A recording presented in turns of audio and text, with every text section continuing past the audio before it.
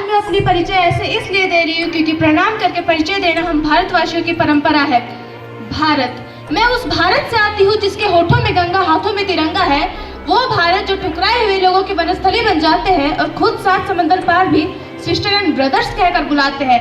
वो भारत जिसने विश्व को हितोपदेश और कर्मयोग बनाया है, लेकिन अपना पराया ना सीख पाया है।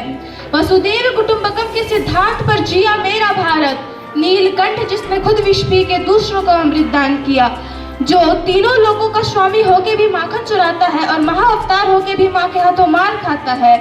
हाँ, मैं राम के भारत से आती हूँ जो पिता के एक आदेश पर सिंहासन त्याग कर वनवासी हो गया। मैं उस भारत से आती हूँ जहाँ स्त्री को स्वाभिमान से जाना जाता है। मेरा भारत आकाश सा बलवान है, फिर भी धरती सा धैर्यवान है। मेरा भारत प्रेम का पुण्य लोक है, अहिंसा का जन्म स्थान है। ये है मेरा भारत। तकनीक जानने वाला युवा अब्दुल कलाम बने, IIT से पढ़ने वाला छात्र नासा के लिए नहीं अब तो इसरो के लिए काम करे। हम क्रिकेट, हॉकी, फुटबॉल, कबड्डी खेले तो भारत के लिए खेले। यदि कोई हेमा दास दौड़कर नारी सशक्तिकरण का उदाहरण देते हुए ईश्वर में जीते तो भारत के लिए जीते।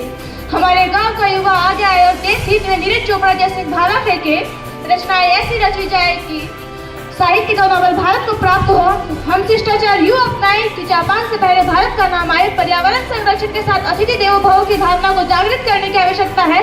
जो युवा दौड़ सकता है वो दौड़े, जो चल सकता है वो चले, जो रेंग सकता है वो रेंगे, परंतु अपने कर्तव्य का निर्वहन अवश्य करे और सिंह की गर्जन के भांति नेतृत्व क्षमता के साथ। इसी के साथ मैं युवाओं का आह्वान करना चाहूंगी कि उठो जवान देश की वसुंधरा पुकारती, उठो जवान देश की वसुंधरा पुकारती, ये देश है पुकारता पुकारती मैं भारती। धन्यवाद। जय हिंद, जय